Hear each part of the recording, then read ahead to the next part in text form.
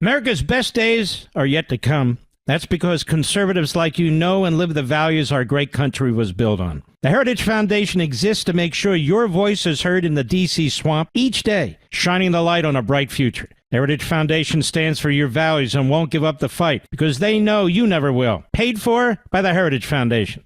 He's here. He's here.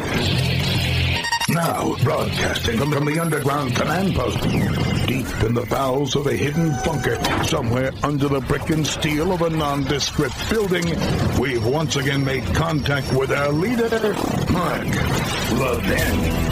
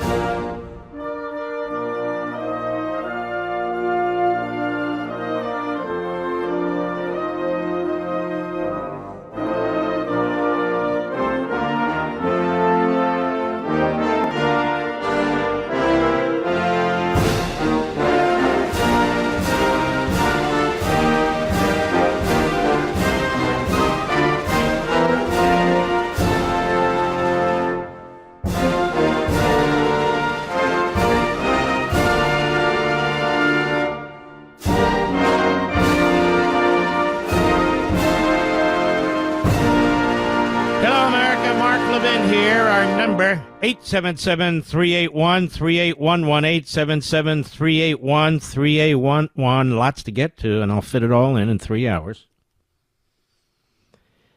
I want to get into these elections. Mandami.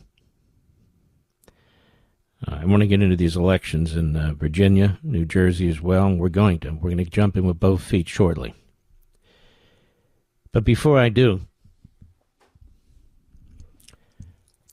we are going to rid our party, our movement, constitutional conservatism,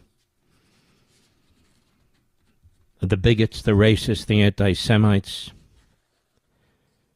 the women haters, the black haters, the brown haters, the American haters. We are. You don't intellectualize with them. You don't debate them. You don't platform them. Of course, we don't see government intervention. This is the market system. This is the market system. And we will demonstrate over time that we patriots, you, Mr. and Mrs. America, have no tolerance for these lowlives, for these Neanderthals, who trashed the greatest generation that defeated Hitler and Tojo and Mussolini, who support Hitler over Churchill. We lost hundreds of thousands of men fighting Hitler and Tojo. We're not going to tolerate this, and we're not going to sit back. It is a time for choosing. You pick the good guys or the bad guys. You pick America or you pick the Third Reich or the Soviet Union. It's not that complicated, and it's not that hard. And if you're a politician and you're going to dabble with the lowlives, with the poison, with the cancer, then we will defeat you and we will destroy you too. We have a country to save against the Democrat Party. One damnable, America-hating, enemy-promoting party is enough. One bigoted, racist, anti-Semitic party is enough. We're not going to be like the Democrats, who allowed this cancer, this poison to spread and devour their party. We're going to stand up to it. We're going to confront it. And those who want to play both sides, you will destroy your own careers and your own legacies, and your children and your grandchildren, and family members yet born. They will have to live for the rest of their lives with the fact that you were scum.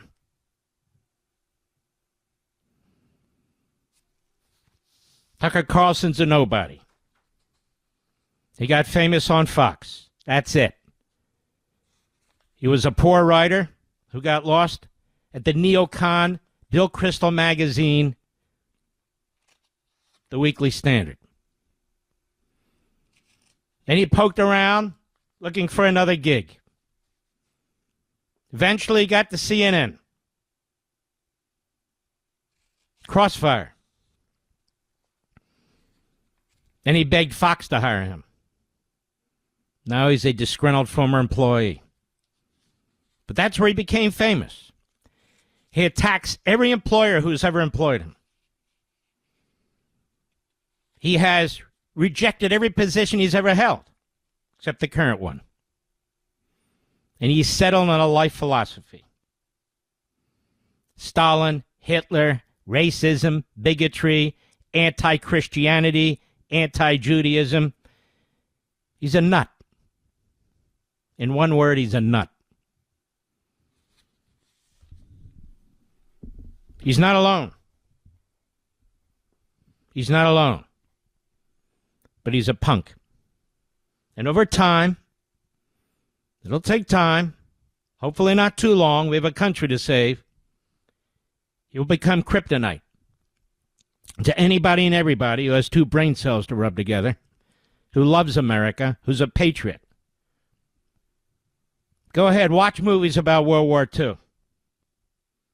And then tell me that Hitler wasn't bad. And then tell me that the Third Reich is misunderstood. And then explain to me why this reprobate would platform individuals who rewrite our history, who trash the greatest generation, many of your parents and grandparents and great-grandparents, who dismiss Holocaust victims and the SS, the mass graves, the ovens, the gas chambers. The great Winston Churchill, one of the greatest leaders in human history, who they seek to smear and destroy. You see, nobody can live up to their standards. They've been trashing Donald Trump for the last 18 months. They trashed Donald Trump when he came to the defense of his own country as commander-in-chief to take out those Iranian nuclear sites, which 92% of you supported, and not one of them did. Not one. You've read their texts, what they really think about Donald Trump.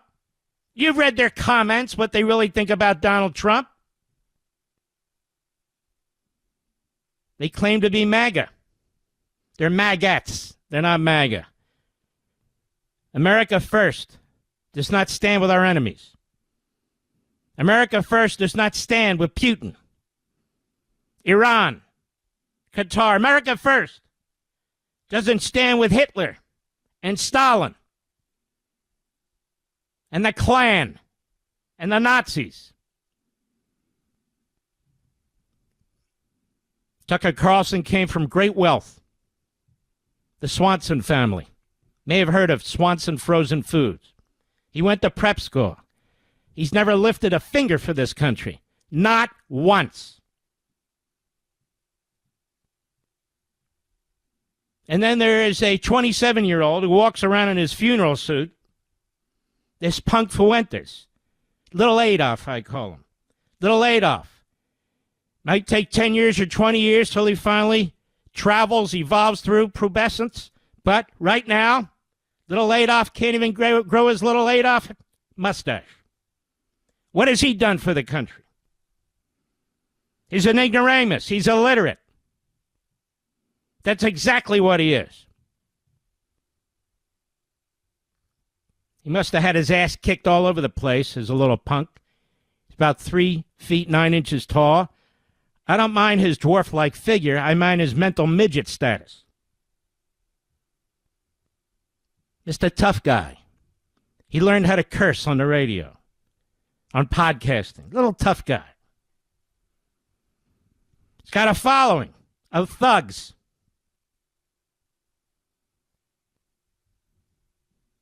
That's right. They don't represent you and me. No, they don't. We, Mr. and Mrs. America, you, your parents, your grandparents have fought too hard, worked too hard to build this fantastic country that's being torn down by these sleazeballs, by these lowlifes. We have to deal with the Marxist, Islamist, anti-Semitic, anti-American left, and we have to deal with what's hanging around our own house, like poison ivy. It's not hard to call them out. You can deplatform them. You can do it by turning them off, cutting them off. Any organization, any individual that gives them any space whatsoever, you should take account of that. Those people are cowards. They are gutless. Most of them are wealthy. Most of them are grifters. On TV, on radio, fundraising.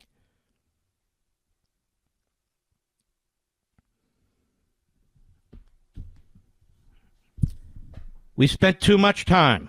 We've worked too hard to let a relative handful of self-serving sleazeballs, every one of them, when you really look at them, is truly sick. Some of them are downright corrupt criminals. Right, Bannon? They don't talk about the Islamists very much, do they? They don't talk about the Marxists very much, do they? They don't talk about Schumer and Hakeem Jeffries very much. No. They're out to destroy our party. They're out to destroy our movement. And the media, they love it. They headline them. Is MAGA turning into Nick Fuentes entity? No, we're not. Nick Fuentes is gum on the bottom of our shoe. Tucker Carlson is a bleeding hemorrhoid on the body politic.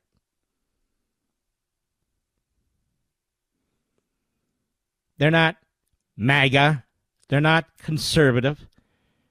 In fact, they're more Marxist, Islamist, America-hating, Jew-hating thugs than anything else. I have not heard a Republican Party leader embrace any of them. Now, there's some who haven't spoken out, and they will pay the political price for it. There's tens of millions of us who've had about enough of this. Tens of millions of us.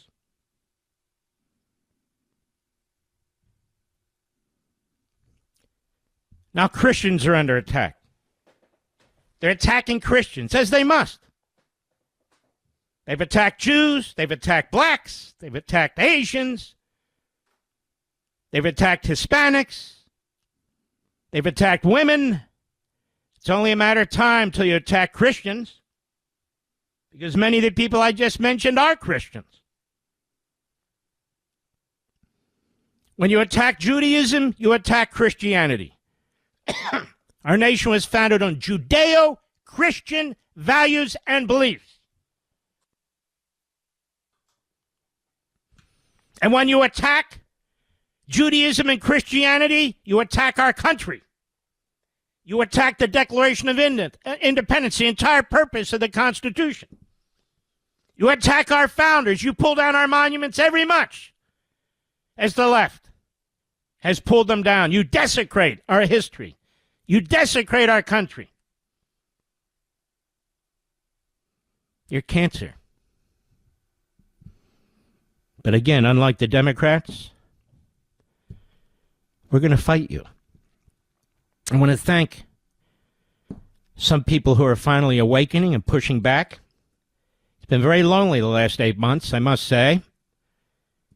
But I don't make my decisions based on what everybody else does or fails to do. That's not how I was raised. If it takes one man to lead the charge, then so be it. But I am pleased to say there are now many. It takes time, and now there are many. The freedom movement, the patriotism movement, the pro-American movement has been awakened. As the old saying goes, they've awakened a sleeping giant. By our numbers, by our ideas, by our platforms, we will crush them. We will roll over them. And the politicians who give them voice, who give them platforms, who acquiesce to this, who tolerate it, who try to intellectualize it and explain it, we will roll over them too. They're useless to us. We need men and women who are going to stand for our principles, who are going to have the guts, if they can't stand up to a punk like Carlson, to a putrid little bastard like Fuentes, and their little group of neo-Nazis and Klansmen, then they're not going to stand up to Red China, Iran, North Korea, Russia, or anybody else. Trust me, I'm going to get into these elections. I've been for months, but this is the time. But I'm not done. I'll be right back. Mark Levin.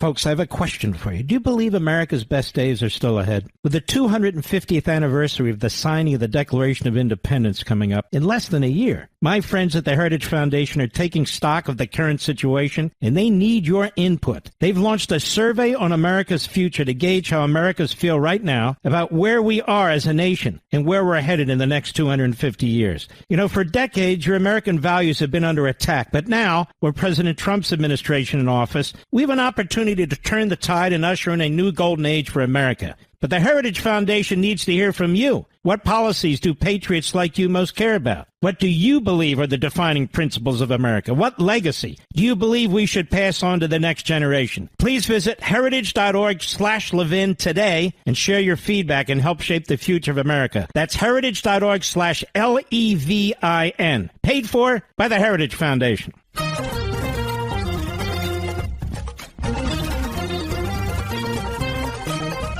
Okay, Ronald Reagan, cut one, please, go.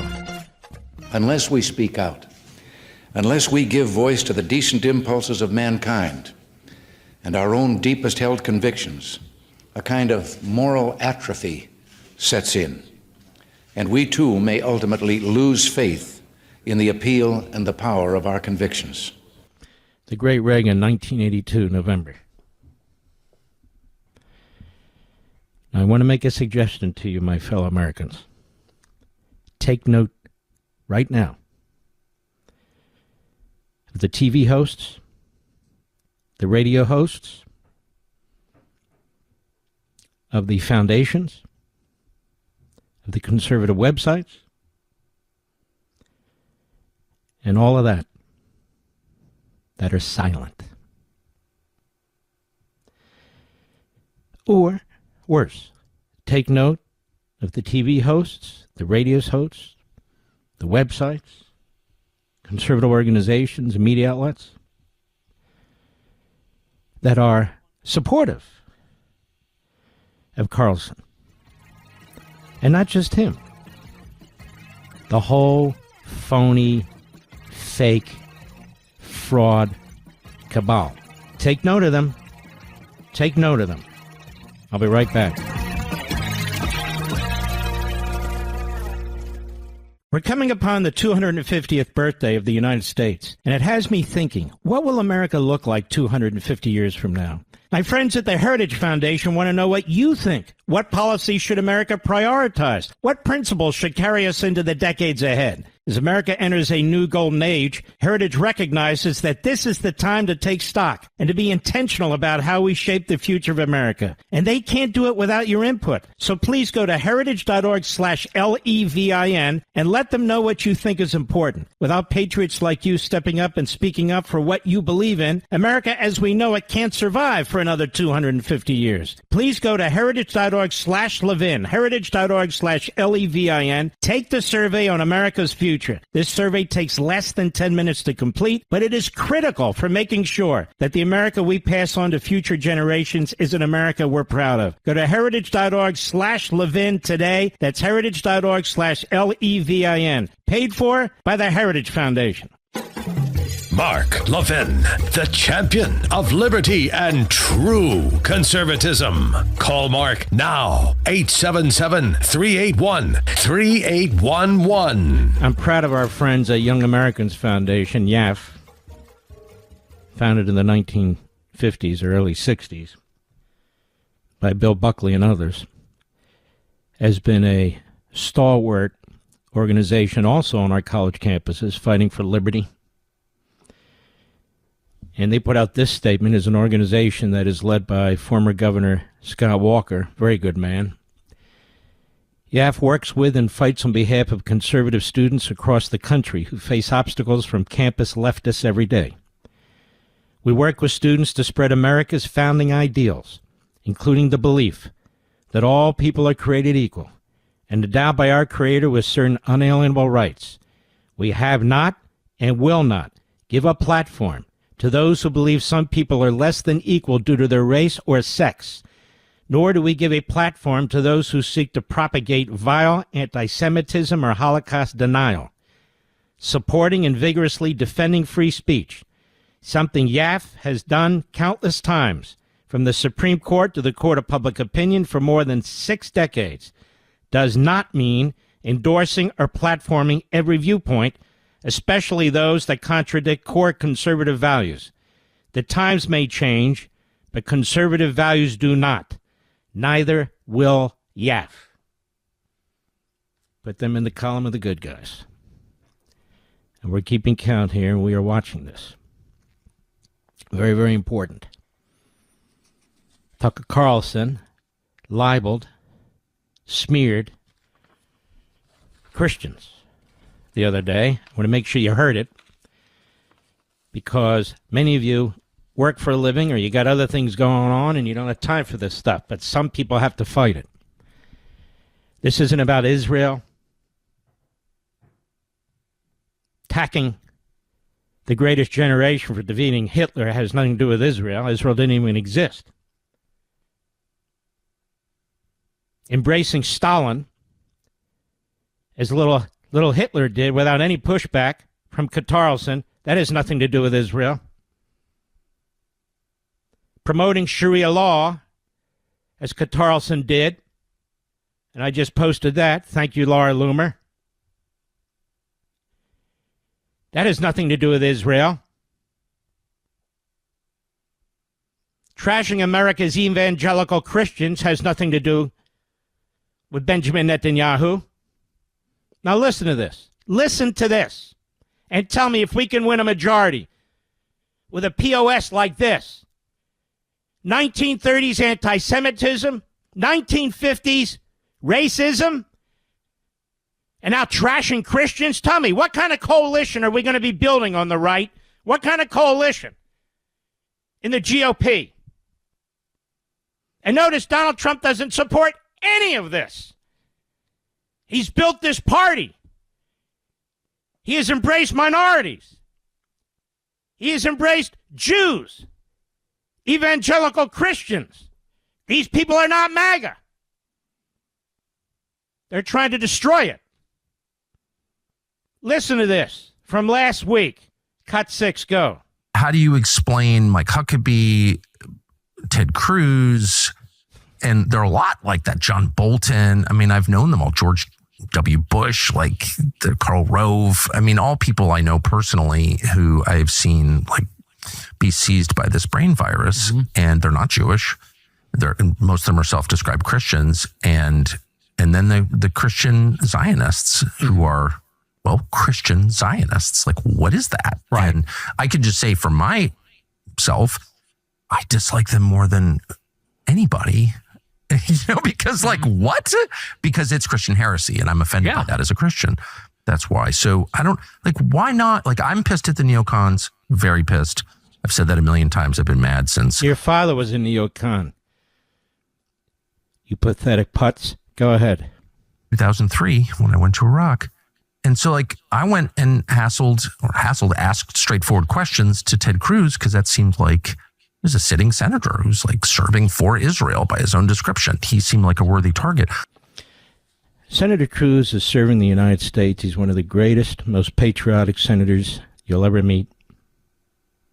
He fights for our military. He fights to secure our border. He fights for our Declaration and Constitution. He's done 1,000 times more than Carlson could ever dream of.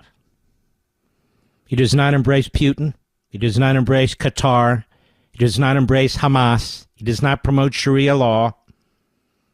He doesn't think Hitler was better than Churchill. None of it, you disgraceful loser.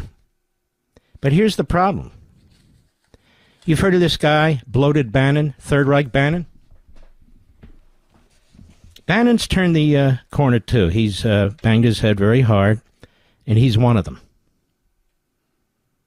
He's now a Carlson, Fuentes, Owens acolyte. And he's desperate to draw attention to himself. He's very upset that these other guys have more hits, more attention. Because, in the end, Bannon is a grifter. Whether it was Hollywood, whatever it is. He almost destroyed Breitbart, which is a fantastic site. Alex Marlowe has done an unbelievable job. But this is a guy who's basically like, he's bloated. He just tries to devour everything, tries to eat it up. He didn't create Breitbart. He didn't create MAGA. He didn't create anything. But I want you to listen to this. This is November 12, 2017, where Bannon is receiving an award from the Zionist Organization of America, a great organization headed by Mort Klein. 8 years ago. Cut 5, go. It is time. Yeah. Hold on, what cut am I doing here, Rich? Is it cut 5? All right, go ahead. It is time for us to act. And I believe the only way to act is not through moderation. I am not a moderate. I'm a fighter.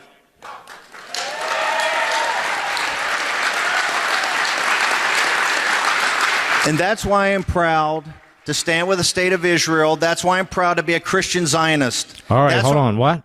Not so fast. A Christian Zionist. He's a Christian Zionist. When is the last time you heard him say that? Is he despised by Carlson? No. They're buddies. I think that time in prison, something happened to Bannon. Probably very ugly. Very painful. It's affected him the entire time. Prisons can be very brutal, ladies and gentlemen, particularly in the shower. Go ahead. Greatest nations on earth and the foundation of the Judeo-Christian West.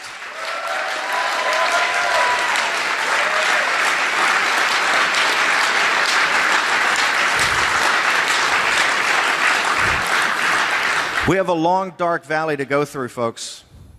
Iran, Turkey, Hezbollah, Hamas, the Muslim Brotherhood. The Middle East right now is on a knife's edge. It's going to take strong leadership. The pressure President Trump is under in Washington, D.C., as the radical left tries to nullify, and they're trying to nullify, the 2016 election. Great minds like Professor Dershowitz and others, I think, would agree with me. President Trump needs our back. And President Trump needs our back because we're a nation at war.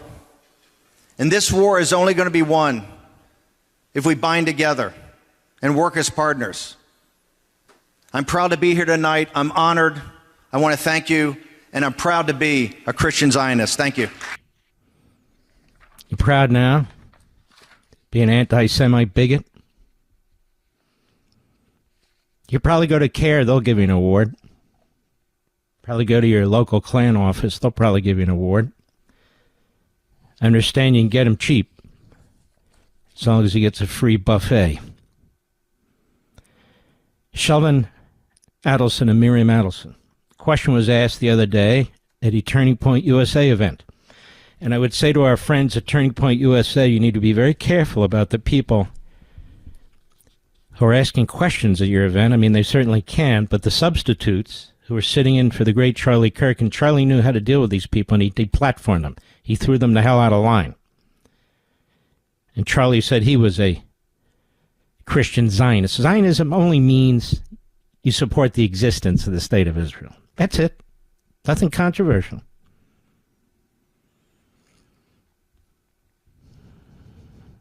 But the question came up about Miriam Adelson, because little Adolf Fuentes is very jealous of successful people. As a kid, as a high school student, he had his ass kicked all the time. You can see why. You can see why. He still has that stupid look on his face. Oh, he does.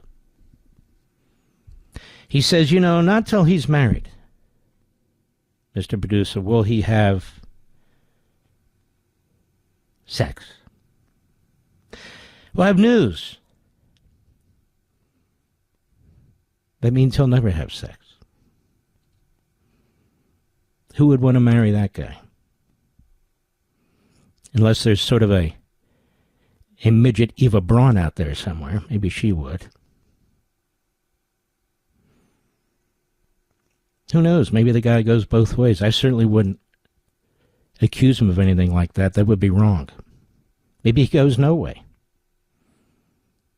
That would be wrong. I'm not going to do that. Why get in the gutter with these guys? Why not? That's where they are. Sometimes you have to go where they are to deal with them. So here's Bannon. Again. Never shuts up. Never shuts up, this guy. He's got nothing good to say now. Stupid things, racist things, bigoted things, conspiracy. Oh, Donald Trump's going to run for a third term. But he can't. The Constitution says no. We have a plan for that. We have a plan for a wall. You do? Oh, yeah. All you little old ladies out there, Trump supporters, patriots, please donate to blah, blah, blah, blah, blah, blah. By the way, that's what he was convicted on. Ripping you off. There was no wall. But we still love him. He's still great. Okay, go ahead. All three of you. He's desperate for attention, and Mediaite is desperate to give him attention, to get a lot of eyes. But check this one out. Cut 2, go. At 1:35, Pennsylvania fell. At 2:29, Wisconsin fell. And at 2:30, the Associated Press designated Donald J. Trump as President-elect of the United States. By the way, people are probably wondering out there about Nick Fuentes, if you know whatever fell. You know what I'm talking about, Mr. Producer?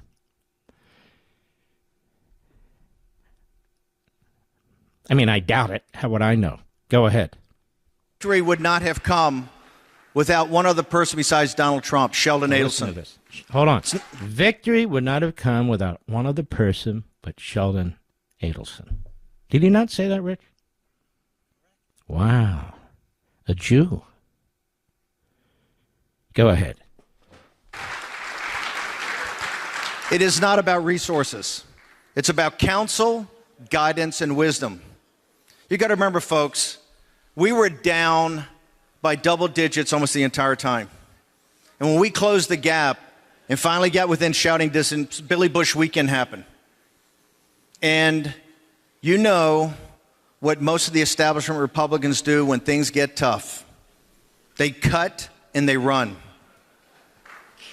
Sheldon Adelson didn't cut and run. Sheldon By the Adelson, way, you haven't cut and run even on your best days. It's called cut and waddle in your case. Go ahead. back. Sheldon Adelson offered guidance and counsel and wisdom of how to get through it. He was there for Donald Trump about how to comport oneself and how to dig down deep.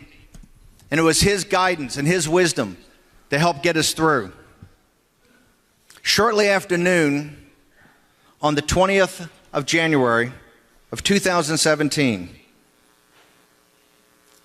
President Trump said, "We will reinforce old alliances and form new ones and unite the civilized world against radical Islamic terrorism." All right, we got to take a break. Now we're going to unite the world against the Jews. Oh, and Christian Zionists. Yes.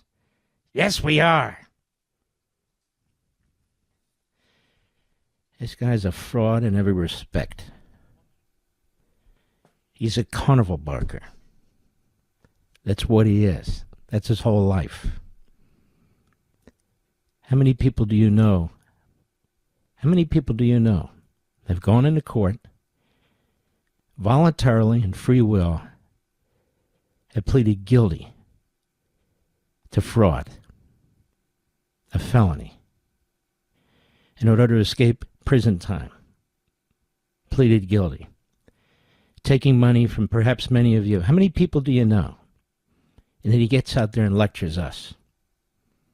You know what, Tucker? You can have this bag of hot air, and he can have you too. I'll be right back. Mark Levin.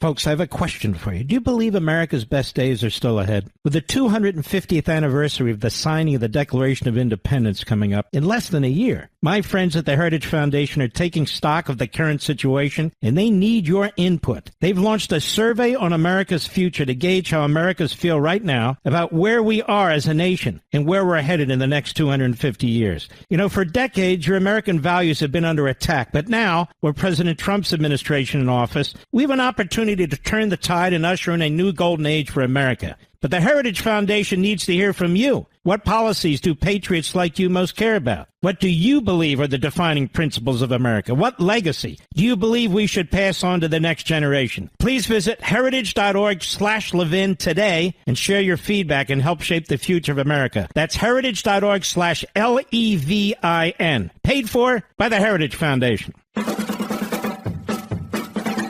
Next hour, in a few minutes, we're going to jump into these races. I would just say this. Little Adolf followers, they like to call themselves gripers. Gripers. Because they can't spell gropers. They misspelled gropers and call themselves gripers. So for now on, they'll be called gropers here. Gropers, prepubescent gropers. And I really think, rather than wearing that sort of funeral suit, little Adolf, go ahead and put out a few bucks and get your brown shirts. Go ahead. You can do that. I know you can't grow a Hitler mustache, but you can wear his shirts, right? Sure. You know, and I think I have a new name for Carlson. Carlson, of course, will always stick. But how about the human bleeding hemorrhoid? Is that a good one, Mr. Producer? Or is that beneath me? Is that beneath me?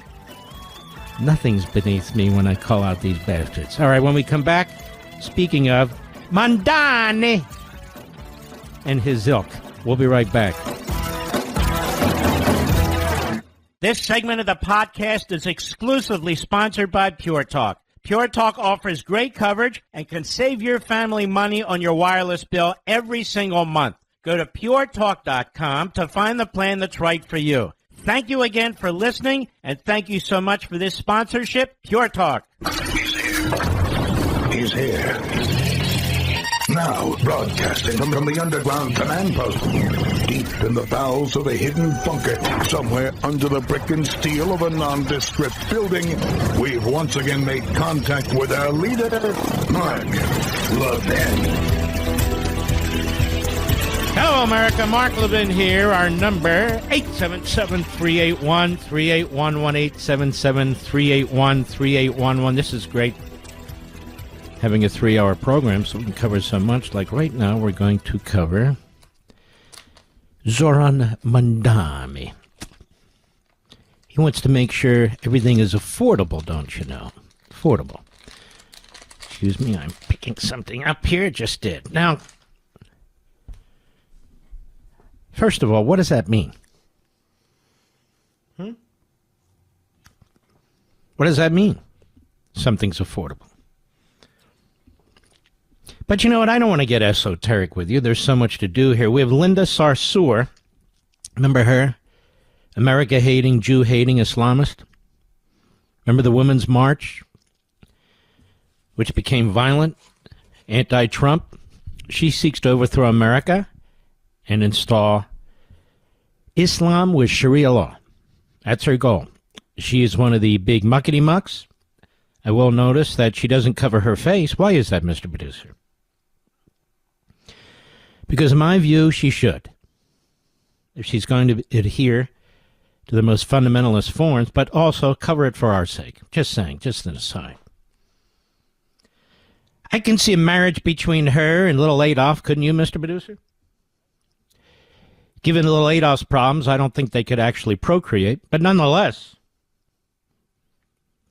I would say 2 peas in a pod.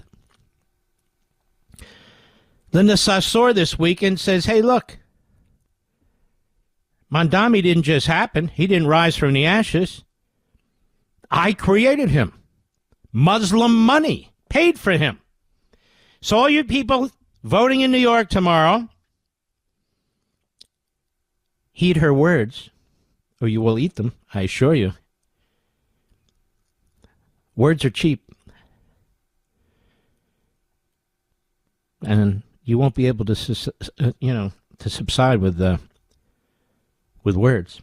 Your shelves will be empty. You will lose jobs. Your streets will be filled with radicals, America burn flagging, Hamas flags, Palestinian flags, Marxist flags. Quite a scene as the rest of us watch it from afar, because none of us want anything to do with it. Hat tip canary mission, cut 20, Linda Sarsour, go. Right now, I'm a little more quiet because I'm on the quiet side of this race, but I'm going to tell you that once November 4th comes around, I will tell the story.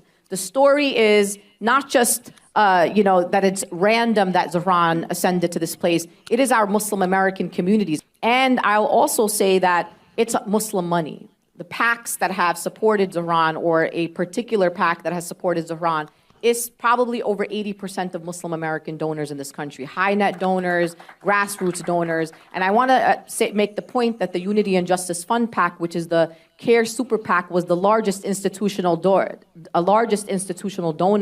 to the pro-Zohran PAC in New York. Did I just hear the pro-Zohran PAC in New York, Mr. Producer? See, she has a lot in common with Tucker Carlson, the bleeding hemorrhoid.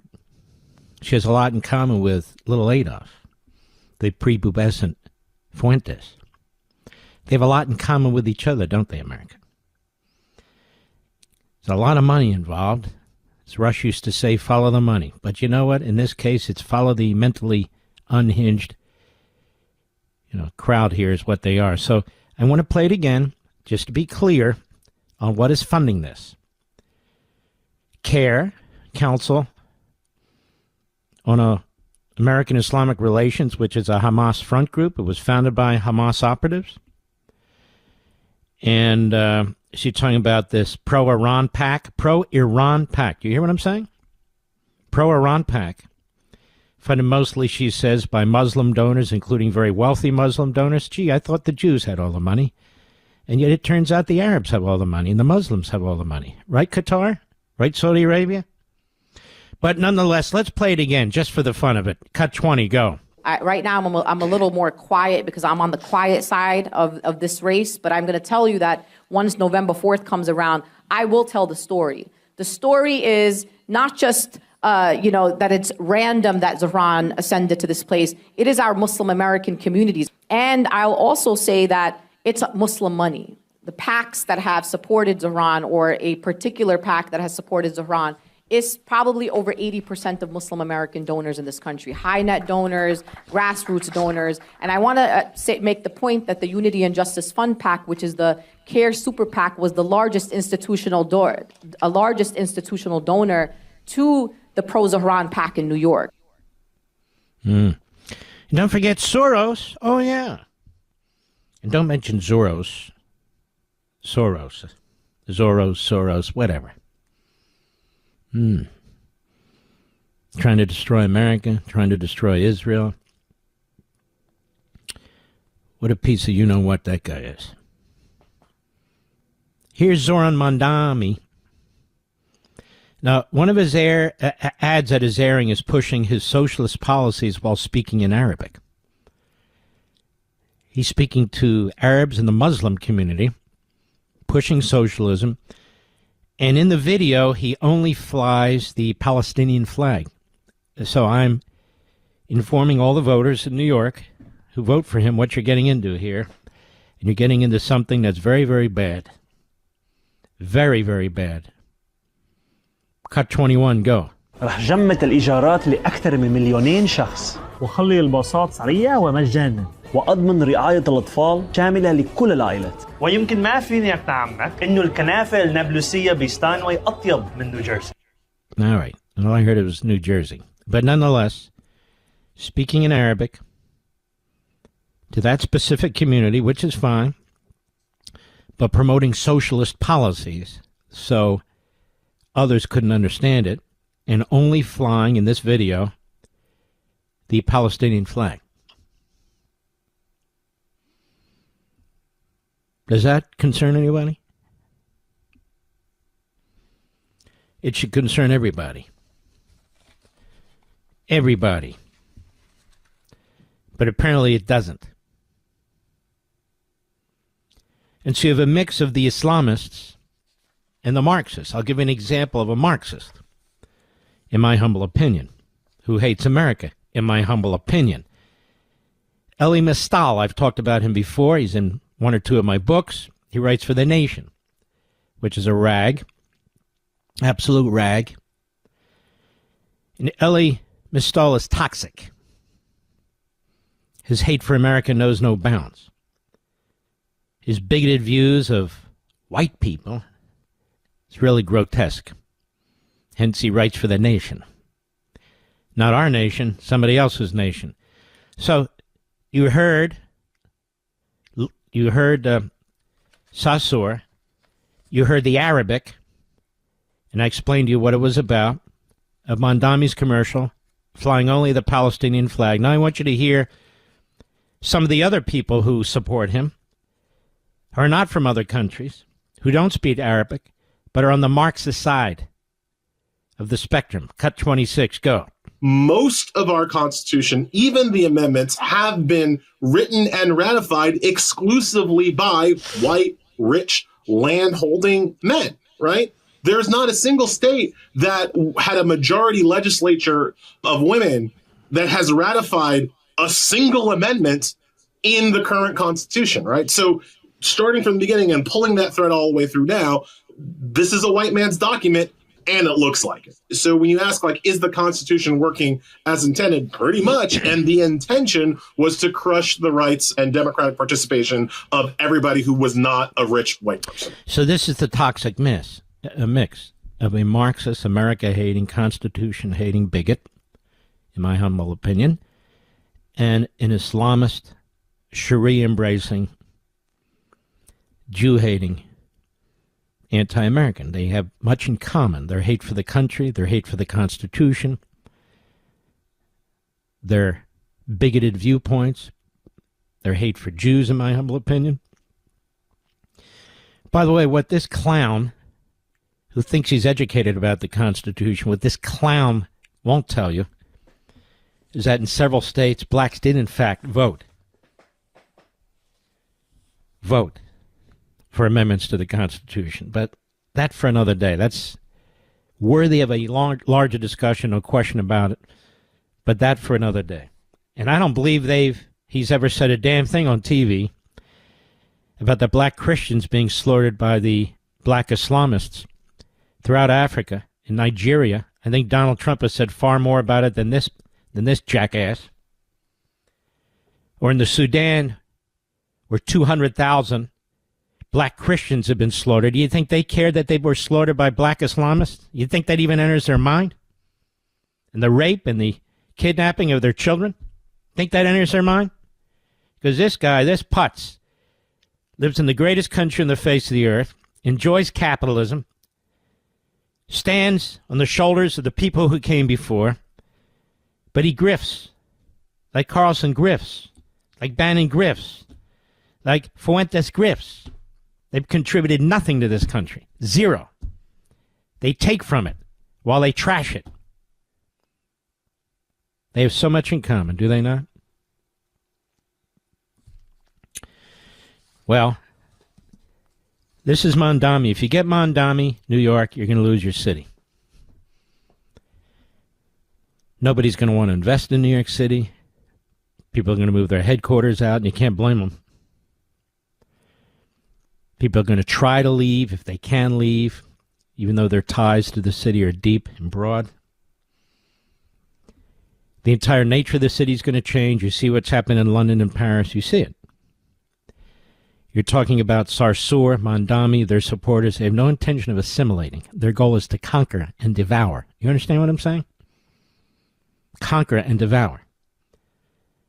And destroy every aspect of the city that has made New York what it is.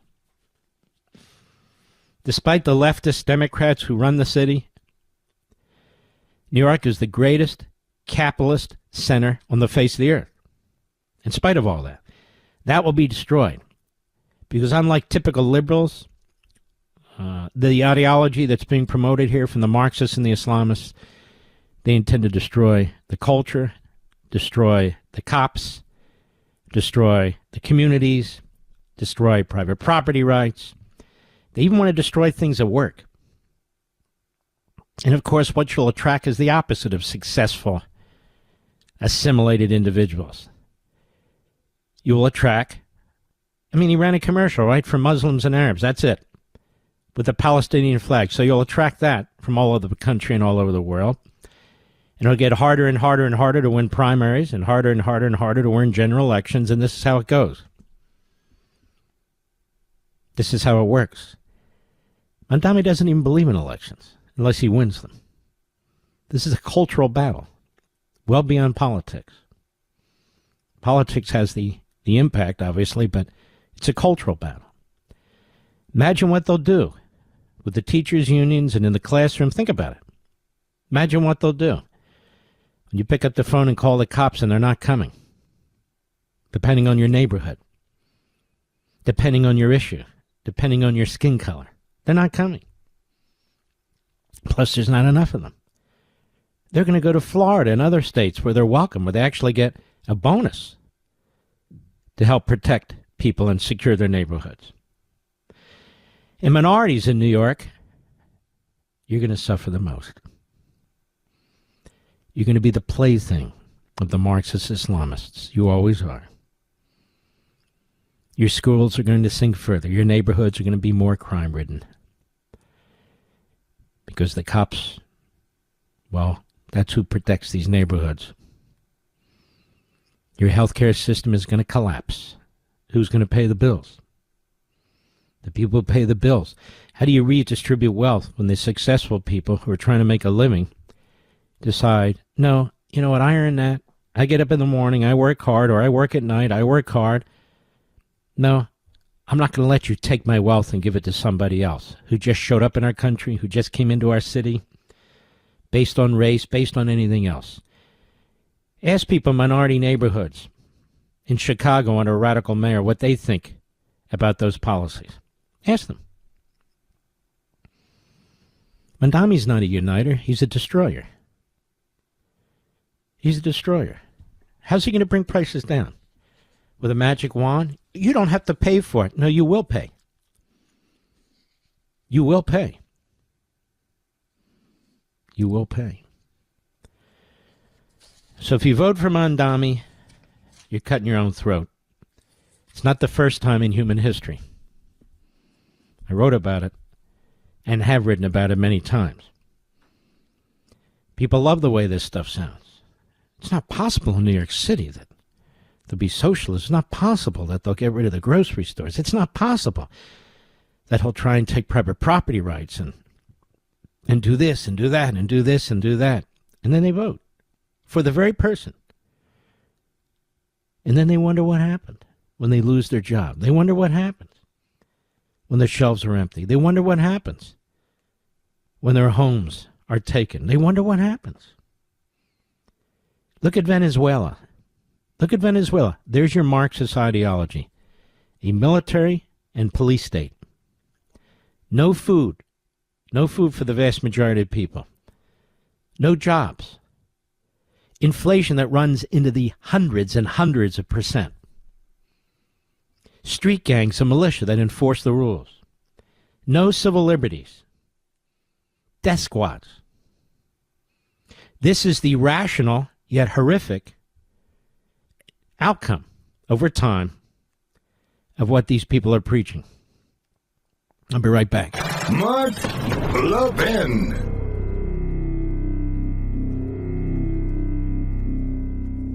There's a reason I'm proud to say Pure Talk is my wireless company, because they don't just talk the talk, they walk the walk, especially when it comes to supporting our veterans. This month, Pure Talk is choosing to support Canines for Warriors, an incredible organization that rescues and trains dogs, then pairs them with veterans struggling with PTSD. These are men and women who serve with honor, but when they come home, their brotherhood and support network they had in the military too often disappears. Canines for Warriors steps up to fill the gap, giving these heroes purpose, companionship, and healing. That's exactly why Pure Talk, a veteran-led company, supports them. Choose a wireless company that shares your values, and with talk, text, and plenty of 5G data for just $25 a month, you could also be saving a ton of money. Go to puretalk.com/Levin to make the switch today. Again, go to puretalk.com/LEVIN and switch to America's wireless company, my wireless company, Pure Talk.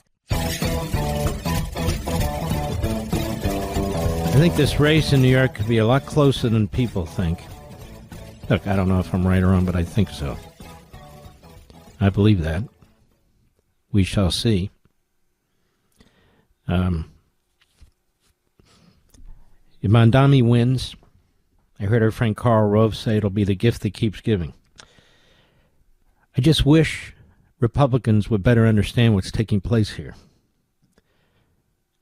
I've been saying it till I'm blue in the face. This is not a one-off. These people are battling at the street level. They are excellent in organizing the people they want to get out. They've got the propaganda and the lies down. They're taking over school boards, boards of supervisors, council members. And unfortunately, there are too many people analyzing this from 30, 40,000 feet, looking at it from the top down rather than the bottom up.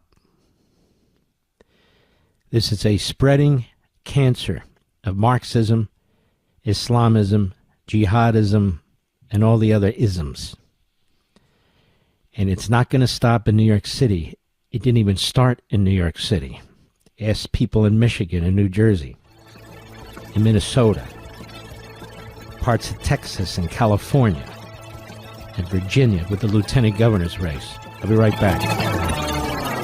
There's a reason I'm proud to say Pure Talk is my wireless company, because they don't just talk the talk, they walk the walk, especially when it comes to supporting our veterans. This month, Pure Talk is choosing to support Canines for Warriors, an incredible organization that rescues and trains dogs, then pairs them with veterans struggling with PTSD. These are men and women who serve with honor, but when they come home, their brotherhood and support network they had in the military too often disappears. Canines for Warriors steps up to fill the gap, giving these heroes purpose, companionship, and healing. That's exactly why Pure Talk, a veteran-led company, supports them. Choose a wireless company that shares your values, and with talk, text, and plenty of 5G data for just $25 a month, you could also be saving a ton of money. Go to puretalk.com/Levin to make the switch today. Again, go to puretalk.com/LEVIN and switch to America's wireless company, my wireless company, Pure Talk.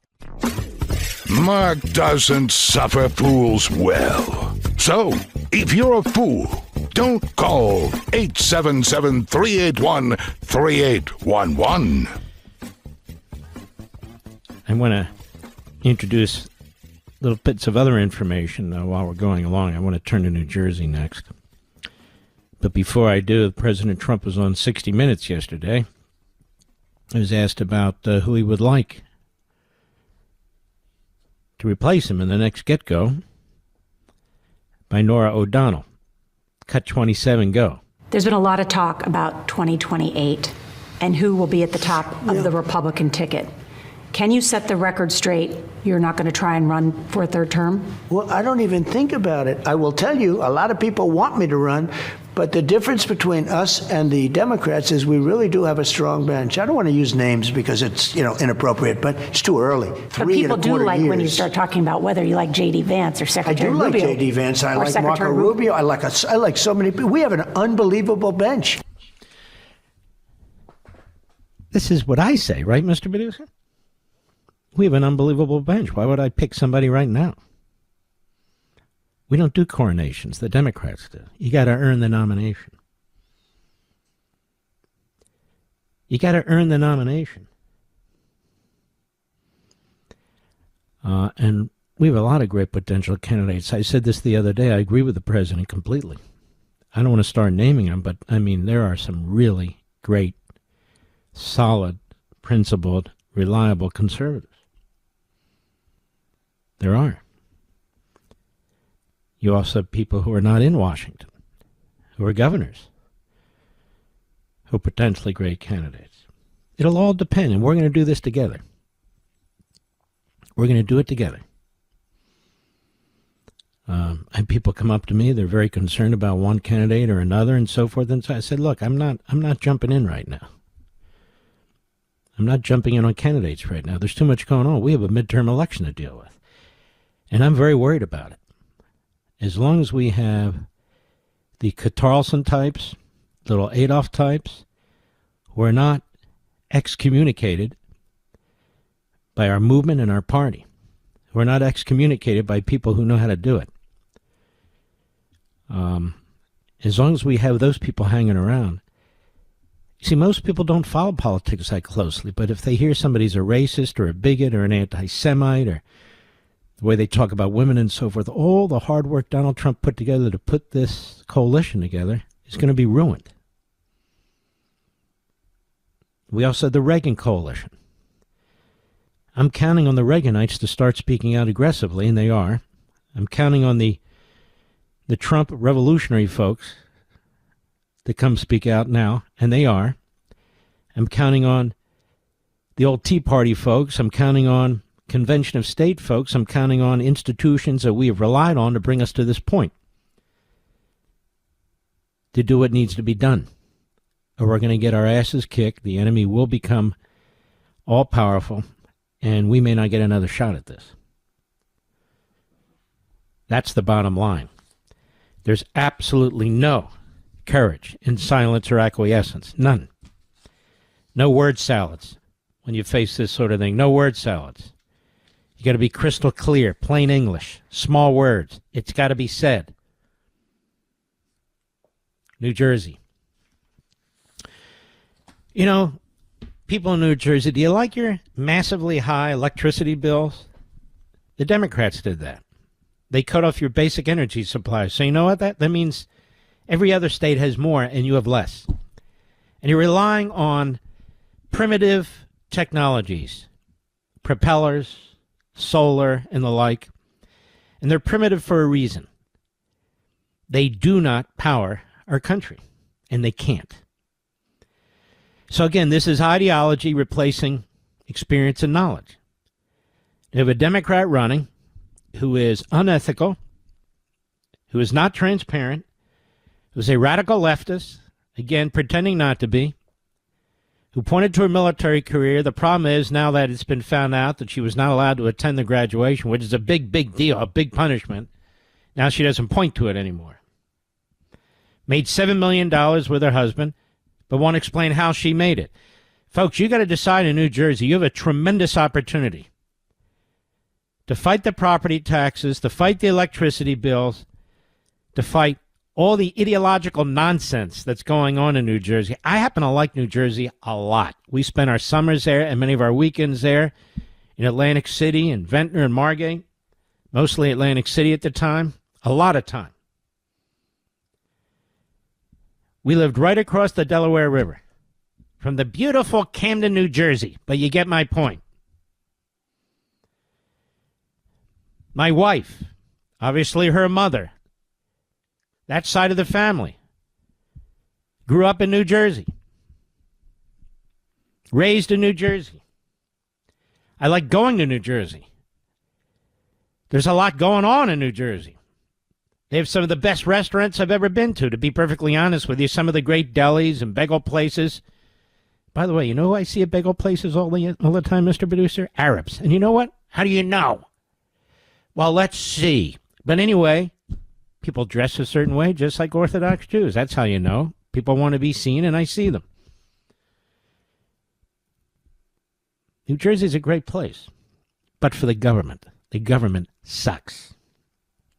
It's basically a one-party state with a few little safe havens. But you have an opportunity to make a big change now. If you're happy with massive property taxes, if you're happy with skyrocketing electricity bills, then vote Democrat. You can get more of the same. If you like illegal immigration, vote Democrat. That's where they are. If you want an influx of people who will not assimilate into your state or into the nation, go for it. Same thing I say to the people in New York, I say to the people in New Jersey. You want to destroy yourself, nobody can stop you. You want to vote against your best interests. You want to vote against your community. You want to vote against safety and cops, and then do it.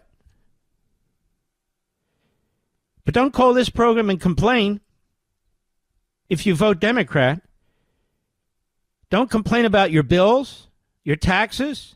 Don't complain about your electricity expenses. Don't complain to me that you can't get into hospitals, that you can't get this or that because there's all kinds of people in your state and the state is run like crap and so forth and so on. Look, if that's what you want, you vote Democrat. It's that simple.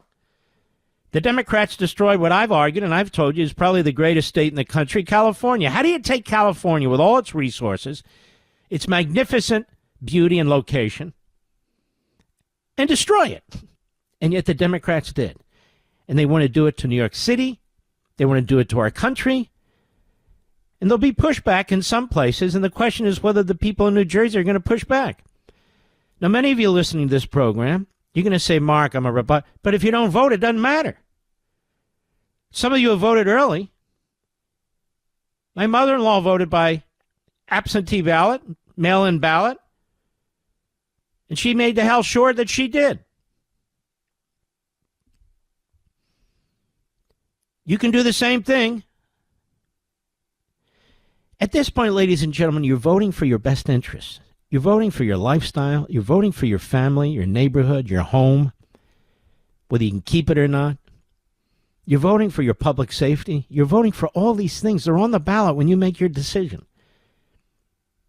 They're on the ballot in New York City. They're on the ballot in New Jersey. They're on the ballot in Virginia. You've got a lot of problems in your state as a result of Democrat-run government. And the Democrat Party in New York City is now the Democratic Socialist, a.k.a. Marxist-Islamist Party, certified officially by the wannabe Speaker of the House, Hakeem Jeffries. If you're unhappy about the government shutdown, New York, your Democrat Schumer is the highest-ranking Democrat, and he shut it down.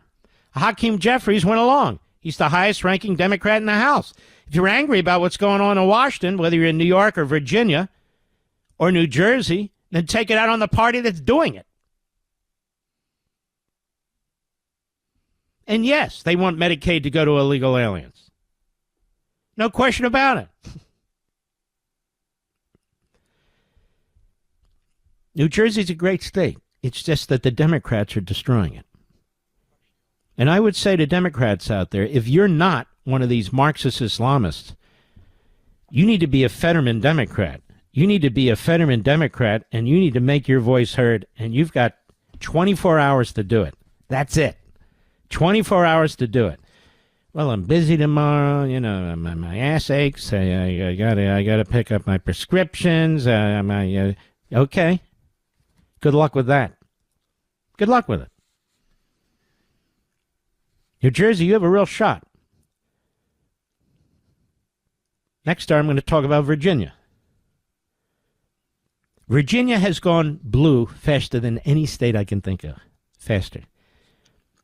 Mostly for two reasons. The massive growth of the federal government and the massive influx of immigrants. of immigrants. And the Northern Virginia, not solely, but mostly, is the tail that wags the dog in Virginia. You know, many people, Virginia is a southern state. It was. And there's certainly southern parts of it. But the heavily populated areas are northerners. Easterners, not southerners.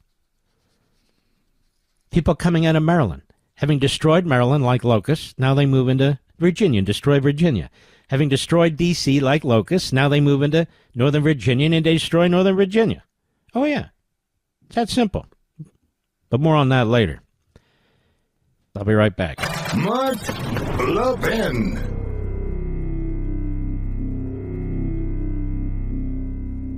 There's a reason I'm proud to say Pure Talk is my wireless company. Because they don't just talk the talk, they walk the walk, especially when it comes to supporting our veterans. This month, Pure Talk is choosing to support Canines for Warriors, an incredible organization that rescues and trains dogs, then pairs them with veterans struggling with PTSD. These are men and women who serve with honor, but when they come home, their brotherhood and support network they had in the military too often disappears. Canines for Warriors steps up to fill the gap, giving these heroes purpose, companionship, and healing. That's exactly why Pure Talk, a veteran-led company, supports them. Choose a wireless company that shares your values. And with talk, text, and plenty of 5G data for just $25 a month, you could also be saving a ton of money. Go to puretalk.com/Levin to make the switch today. Again, go to puretalk.com/LEVIN and switch to America's wireless company, my wireless company, Pure Talk. You know, some people are stereotyping young men in ways that are really appalling to me. Like with this little Ada Fuentes. You know, there's a lot of young men out there who are just angry. They're upset about the way they've been portrayed. And who can blame them? And so they lash out. They're down and out. You know, there's a lot of young men out there who are happy, who are motivated, who are productive. A lot of young men out there who work hard, aren't given anything. Some join the military, some become cops. Some go to school. Some work for a living. That's America. Those are our young men. Our young men are not all walking around staring at their feet. Woe is me. And this is a grotesque stereotype as an excuse. As an excuse for little Hitlers like Fuentes. There's a reason the vast majority of young men are not him. There's a reason for that. As I said at the opening of this program, take note of the people who are grifting, of the people who become extremely wealthy, who've contributed absolutely nothing to this country. In many cases, their families haven't. Who may not embrace it, although they do, many of them. But they embrace a person that platforms it. That doesn't fly. And it's never going to fly. I don't care how many millions you make. I don't care how many platforms you create. That's the truth. I would ask some of these people who say, look, I'm going to stand by Tucker. You know, he's just inquisitive. He likes to have these people on and ask them questions. Really? But I'm not going to platform them, no. So Tucker is a racist. Is that okay? First of all, how many of you have friends who are racists? Isn't that a fair question, Mr. Producer? How many of you have friends who are racists and are proud of it and talk about it on a national platform? How many of you have friends who trash women and talk about it on a national platform or bring people on to talk about it so they may not do it directly, but they get that message out. How many of you have friends who trash Jews and are proud of it and talk about it? How many of you have friends that think Hitler's cool and Churchill was awful? How many of you have friends who deny the Holocaust or platform people who deny the Holocaust? How many of you have friends that effectively trash the greatest generation for defeating Hitler? How many of you have friends that admire Stalin or platform people who admire Stalin? How many of you have? None of you do. There's no excuse for this. Not by anybody.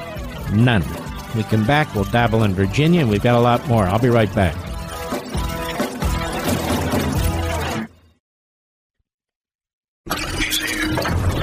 He's here. Now, broadcasting from the underground command post, deep in the bowels of a hidden bunker, somewhere under the brick and steel of a nondescript building, we've once again made contact with our leader, Mark Levin. Hello, America. I am back.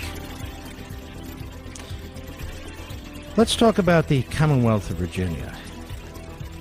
I used to like that phrase. It has a different meaning than you might think, but unfortunately people don't know what it means. Now we have Winsome Earle-Sears running. She's the lieutenant governor. She's a black woman, obviously. And so all the propaganda by the Democrat Party goes out the window. All the identity politics by the Democrat Party, that goes out the window. Goes out the window. Because by years of propaganda and identity politics alone, they should be voting for her, right? You see, ladies and gentlemen, the Democrat Party doesn't care about women or black people or this. They exploit it. They use it. Obama's telling young black guys in New York, basically telling them they're irresponsible by turning on their race, by not voting for Kamala Harris. There's a grand tradition of trying to help our fellow black people. And yet he literally comes into the state of Virginia and campaigns for a white woman because she's a Democrat. Spanberger. Now, this woman has been flying under the radar. She won a House seat by pretending to be a moderate, and she voted radical left. And I want to tell my brothers and sisters in Virginia, she strongly supports boys in girls' sports, in schools, and men in women's sports. She strongly supports boys having access to girls' locker rooms and boys having access to girls' bathrooms. She's been asked about this because this had been her position, and she wouldn't answer it. She said, there's other priorities. I'm not getting into that stuff. And so she doesn't even believe in the electoral process. She lies about it. She lies about it. She wants to make the entire state of Virginia a sanctuary state, meaning that illegal aliens from every corner of the earth are free to settle in Virginia. She hopes under Virginia law, and to secrete themselves into society, and while doing so, push their own culture and agenda without assimilation. She would be a one-term governor. The governors are pretty powerful in Virginia. But it's even more than her. The woman running for lieutenant governor, Hamzy, I believe her name is, doesn't much matter. She's really been flying under the radar, has got no attention except from me. She is a Mandami in a dress. She's a Marxist Islamist. Nobody's paying attention to this. Nobody. and she could slip in, which means she would be poised to run for governor in 4 years, at which time Obama will come back and say she could be the first woman Muslim elected governor. You know how that works.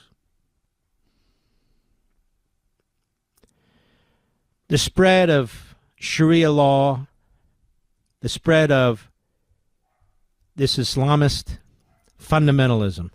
I'm talking about fundamentalism here. I'm not talking about the Muslim faith. I'm talking about the fundamentalists.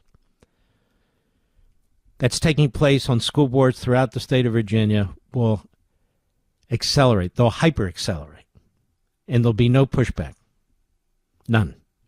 None from the state. Meaning it'll take off big time. People around Virginia won't know it hit them. People who voted Democrats, I didn't vote for this, but they are voting for this. They absolutely are voting for this. This isn't about race. This is about ideology. This is about people who take ideology from the third world, from the 7th century, as they dress like Westerners and speak like Westerners, but are pushing this agenda. That's CARE, Students for Justice in Palestine, all these groups. And that's the lieutenant governor candidate in Virginia. People go into the voting booth, they say, where's the Democrat? Where's the... So identity politics doesn't matter this cycle, only if their candidate is a black woman running for governor. And, of course, the issues don't matter because Spanberger on the issues is a disaster.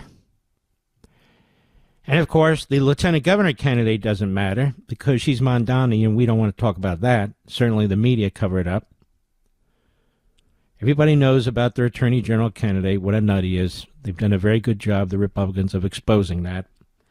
And yet this guy running for attorney general in Virginia, the Republican, is the weakest of the three. The weakest of the three Republicans.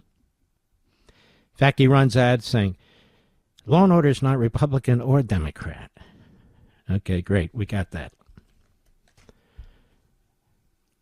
But the governorship and the lieutenant governorship candidacies are also very, very important. The question is whether issues will matter. People will vote for their party because it is the party in Virginia. When I first moved to Virginia, I guess it was 40-some years ago in the Reagan administration, it was deep red. Deep red. The Democrats wrote it off.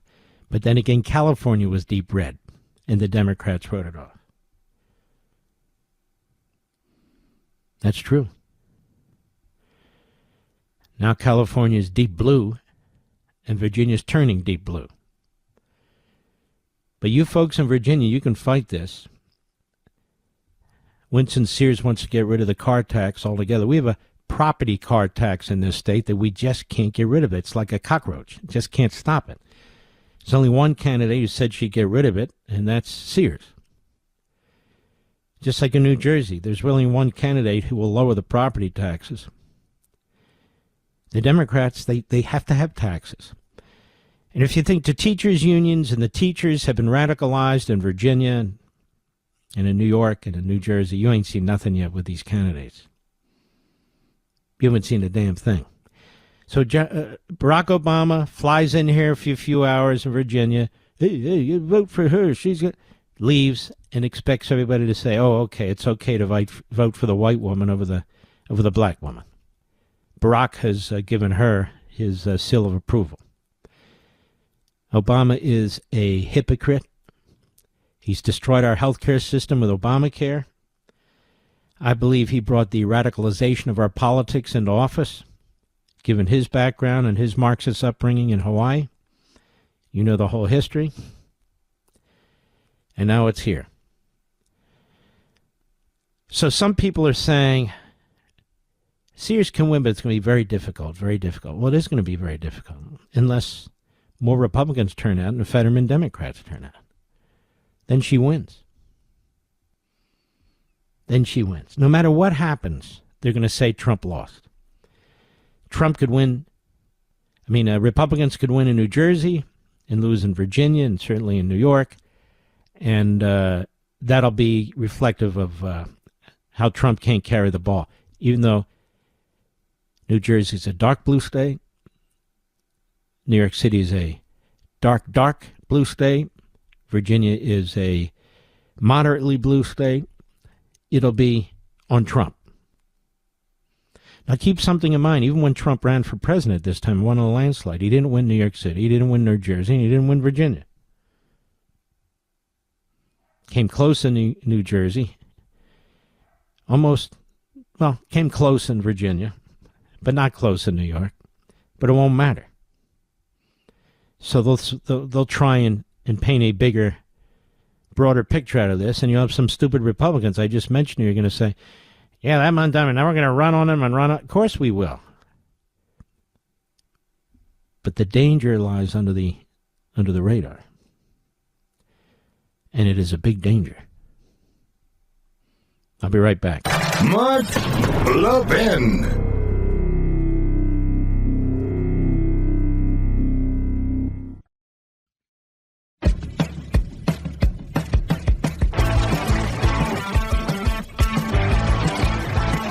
Okay.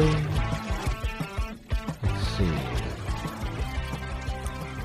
Qatari Foreign Ministry spokesman Mahed Ansari slams President Trump. It's amazing. No matter what the Qataris can do or say, it doesn't seem to have any impact. This is from our friends at MEMRI, MEMRI.org. I encourage you to bookmark this. The headline is Qatari Foreign Minister slams President Trump. He says he's an impulsive narcissist, a crazy liar, lacking basic diplomatic tools, a global laughingstock. This is the friends at Tucker Carlson, too, by the way. Qatari Foreign Ministry spokesman, assistant to the Qatari Prime Minister and Foreign Minister, Mohammed bin Abdullah, and formerly a columnist for Qatar's government dailies Al-Sharaq and Al-Arab, has published many articles criticizing U.S. President Donald Trump. In articles released during Trump's first term in office, he described him as an impulsive narcissist who lacks basic diplomatic tools, yet thinks he can solve all the world's problems. He stated further that Trump's election of the president reflected the collapse of the American political system rather than any exceptional genius or careful planning.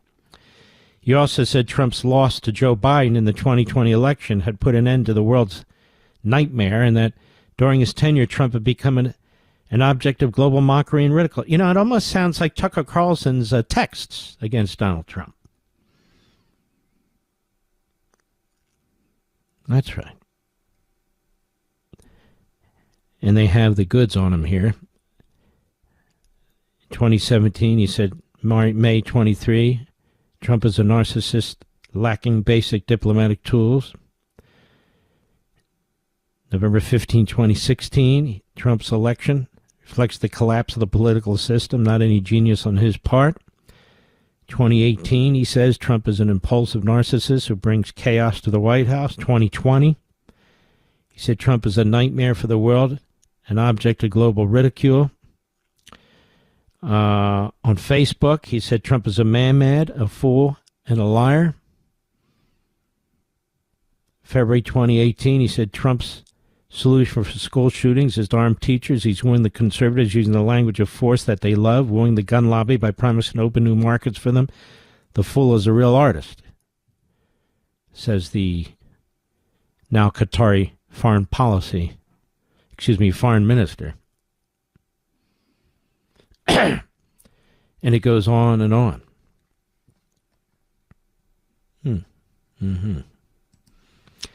I don't believe Benjamin Netanyahu has ever said that about Trump. Do you, Mr. Producer? Carlson has. No question about that. This is driving me crazy. Palestinian factions discuss future Gaza governance in closed-door Cairo meeting, according to the Washington Post. Now, this is a real crap show. A Fatah spokesperson mentioned the importance of Hamas feeling involved in the political process to prevent further radical manifestations of the terror group. I feel like Hamas is being treated with more respect by the West, by the Arabs and the rest of them than Israel. Nobody talks about pressuring Hamas, do they? In a move challenging Israel's strategic security objective to eradicate Hamas's political influence in the Gaza Strip, 8 Palestinian factions took part in a closed-door discussion in Cairo on Sunday to determine the structure of an interim post-war administration for the Strip, the Washington Post reported. Representatives from Hamas and its rival, the political authority-led Fatah Party, took part in the conversation.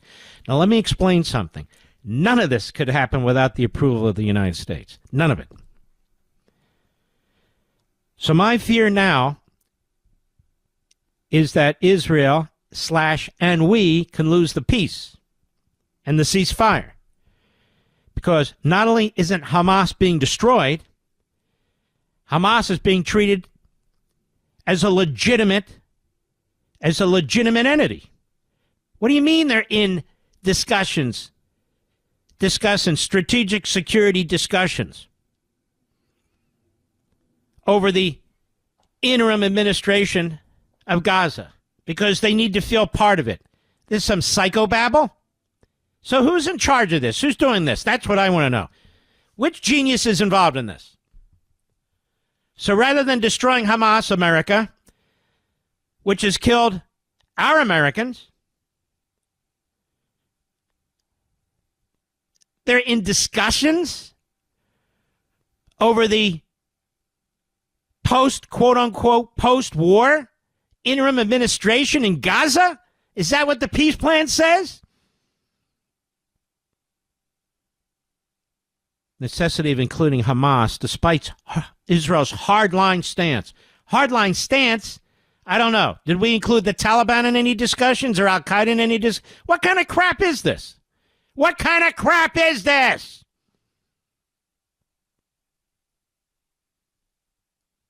The last thing you want is for an ideological terrorist movement like Hamas to be completely excluded and forced underground, said Dimitri Delani, a spokesperson for Fatah. Fatah is a terrorist organization that has been involved in killing Americans. The Taylor Force Act. The discussions center on several pivotal questions, such as who will head the proposed technocratic committee, whether the de facto cabinet will operate under the aegis of the West Bank-based Palestinian Authority.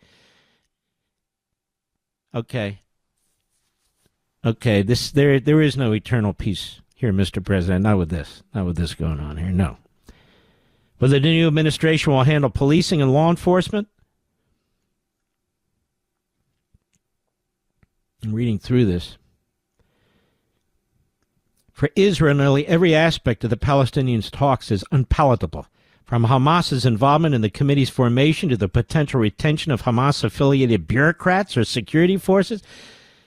Mr. and Mrs. America, is this okay with you?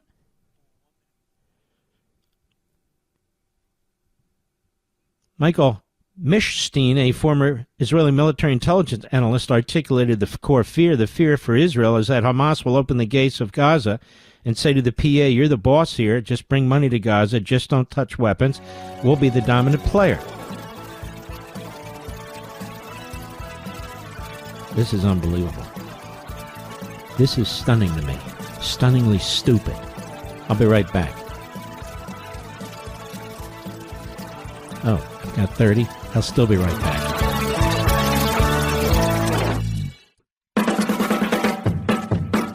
The establishment's worst nightmare. Mark Levin. Call in now. 877-381-3811. Rick, Kingsley, Pennsylvania. The great WTRW. How are you, Rick?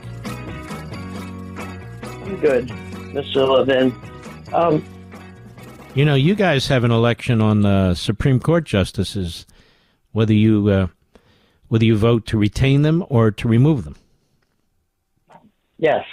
Yep. Very, very important. You've got 3 radical leftists who are up, and if they're not voted to remove them, they'll be there another 10 years. I think it is, maybe 15. They'll be there forever in the next election, and they really screwed us over in 2016. I guess it was 2020. Go right ahead, please. Oh, yes. tomorrow, that New York City election, it reminds me of a song that came out right after 9/11 called "Have You Forgotten?" Yeah. And basically that song was about, have you forgot, right before we went to war with the terrorists that attacked us, Mm-hmm.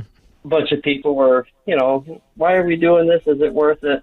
And basically the song, have you forgotten what happened? Have you forgotten? You know what I mean? Yeah, no, you're exactly right, and I appreciate your call. Thank you. Well, a lot of the people voting weren't there. A lot of them are migrants. I think the people who remember are voting not for Mandami. Let me put it that way. That's what I think. George, New York City, the great WABC. Go right ahead, please. Mark, show is awesome. And Thank you. this guy Mandami is he times all his things. Like when he said he was going to tax white people, he timed that with Adams getting out of the race. And this thing, when he talked about his auntie in New York City trains, which was a big fib and a hoax, he timed that with 10 days to go before the election. He wanted to rev up the Islamic vote and the hard left vote. I think people who say just come here legally, they should wear a dunce cap. 65 Immigration Act has got to go. Look what is it? Federal judges, foreign born, ruling against Trump. Foreign candidates gain American citizenship running. Look at the guy in Minneapolis. This guy's a clown, right? I think they should wear a dunce cap when they vote tomorrow. And that's the Hart-Celler Act that I wrote about in Liberty and Tyranny so many years ago, how that completely changed the country in 1965. Nobody was paying attention to it. But it's even worse, as you know, because Biden didn't even comply with any federal law. He didn't give a damn. But your point is important. We're not just talking about illegal immigration. You can't have open-ended legal immigration either. You got to control. People need to show their allegiance to the country. We need to know all about them and vet them. If we can't, they don't get to stay. And if they won't assimilate, they don't get to stay. But our institutions, you see, the problem, George, is the institutions that used to do this don't. Local governments, state governments, our public schools, our colleges and universities, they're on the opposite side. That is, they hate the country. They preach the country's lousy. People come into the country. Many of them come with really horrific cultural backgrounds. And that's where we are. Congratulations. The Democrats are destroying America. Yes, they definitely are. And we just have to we get rid of that 65 Immigration Act, the hard left. Well, that's part of nuts. it, but there's more. There's more than that. That's the legalized side, but the illegal side, I mean, we can't seem to deport people anymore. All right, what else did you want to say before I roll here? All right, just before you leave, I just want to let everybody know in New York City, the other side of the ballot has 6 ballot initiatives. You got to vote no for all of them. 3 of those ballot initiatives, 2, 3, and 4, deal with the mayor taking full control over construction in New York City. That means the mayor will be able to build a housing project and a homeless shelter in your front and backyards. We don't want that. Vote no on all 6. And if you keep saying just come illegally, make sure you're wearing a dunce cap. Who are you voting for, by the way? Oh, man, I'm going to twist and turn all night. I'm going to twist and turn. I waited to the end. I always vote early, but I'm going to twist and turn all. You know I'm not voting for man doofus. That is for sure. Right. I probably will vote for Curtis Lewa. All right. Thank you for your call. Let's see here. Hold on, Mr. Producer. I'm working. Okay, here we go. Let's see. Let's go to David, Sioux Falls, South Dakota, on the Mark Levin app. David, go right ahead, please. Hi, how's it going? Okay. I just wanted to offer you a little bit of a different perspective. I'm 20 years old, and obviously the now is important, but I really think it would benefit everyone to have a talk about what the future generations are going to be like. I really feel like that's being lost. I can tell you a bunch of kids, 20-year-olds like me, Republican, conservative, liberal, Democrat, I can tell you there's a consensus. There is a big, lack of faith. We are very scared for the future because we see all of this bad stuff and we really don't know what the country is going to be like. First of all, let me tell you something. Let me just inform you. We have kids and grandkids. We have as little as can be, about your age and older than you. So we do know a lot that's going on. That's number one. Number two, I feel for you, but you know what? Are you being drafted into a war? Thankfully, no. Okay. I say that for one simple reason. Your generation has it easier than any generation in 100 years. In 100 years. I'm not trying to go against the grain. I'm not trying to be provocative. It doesn't help me in any respect. I think what's going on in our schools is a disgrace. And when I was a kid and I was up against left-wing professors, I would push back and fight back, and that's how I became smarter and better at what I do. We didn't have any conservative groups like YAF or Turning Point USA or College Reform or anything like that fighting in our schools. And I went to an extremely left-wing college and at Temple University, in North Philly, extremely left-wing law school. We didn't have any of that.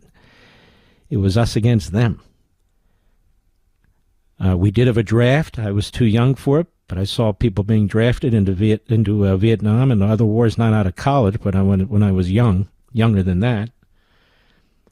I'm just making a point that I think we need to stop pulling down the youth. I think we need to make our youth stronger.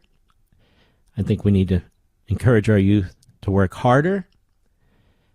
I think we need to explain context and history to our youth because I'm very worried.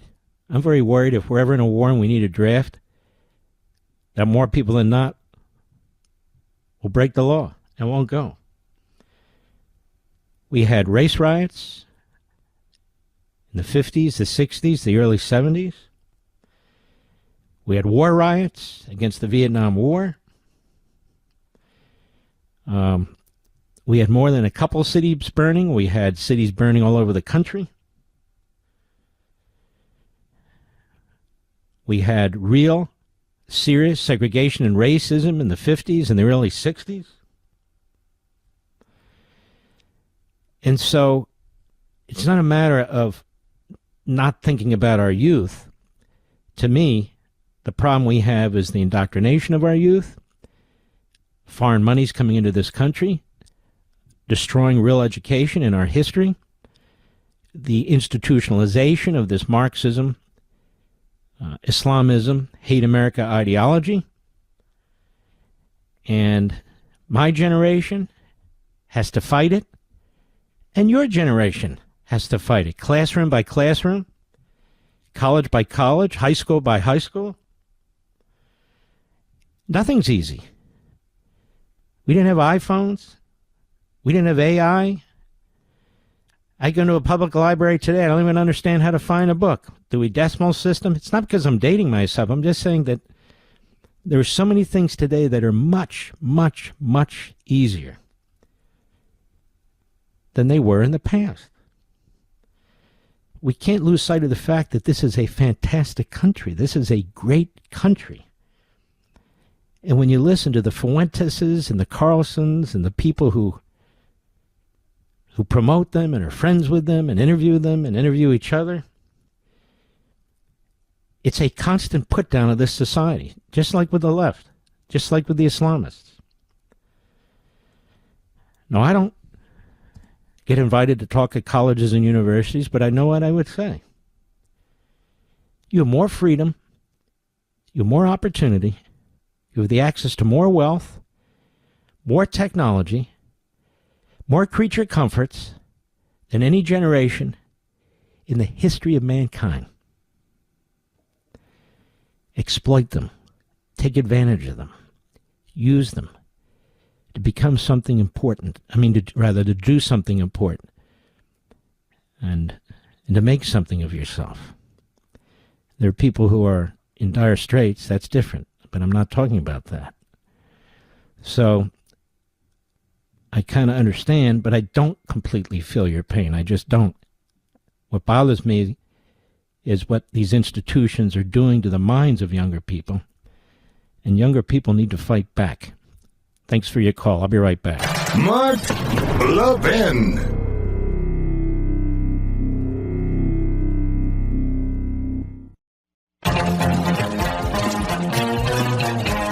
Should we take a couple more calls? I think we should.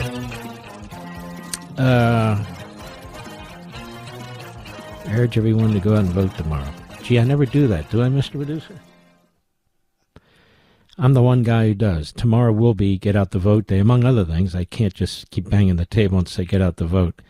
Let's go to Michael, Wisconsin, one of our truck driver brothers, on the Mark Levin app. Michael, how are you, sir? Very well, sir. Thank you. Thank you for taking my call. How are you doing? I'm good. And how are you doing? Oh, I'm tired. I had a rough night. It's been a long day. I went through another time zone at the same time. We were losing an hour, so it's really got my head screwed up as far as what time it really is. Yeah, but I'm calling because I don't think that Mandami's. I don't think he really believes any of this Marxist stuff. I think he knows that there's enough voters in New York that do, and I think, like Cloud and Piven, but what makes you think he doesn't believe it? He's been spewing it his whole life. Because he's telling people that because he wants to get voted. I believe the ultimate goal is use this as a vehicle to bankrupt the state, or bankrupt the city, I should say, and tank the real estate prices to the point where no one wants to live there. And then all the Islamic people that are his friends, his cohorts from wherever can move in, and they flood the streets. And then they set the stage for Sharia law. And it makes it impossible. Like, it's a template for every city. You know, that's what these people do. They see a temple or a church that's being shuttered or closed down, and they build a mosque on top of it. It's how they conquer. I think that he might believe in some of the Marxist principles, but I think it's really just a useful tool for him. Well, I don't want to politely disagree with you. I think he believes in it wholeheartedly. And he can still destroy the city by trying to promote it and institute it. And that's what he will do. So it's a little counterintuitive to me to say he's faking it, but will use it to destroy the city. I think he will use it, and it will destroy the city. And I think you will see an influx of Islamists, because that's the way it is being planned out. You will see an influx of illegal aliens and homeless. You will see them in the streets. You will see them taking over more and more private property, hotels, motels, office buildings to house people. He'll push redistribution of wealth as far as he possibly can. It's going to be a real crap hole. And that's what he's going to do in New York City. They've destroyed London. They've destroyed Paris. They've destroyed countries.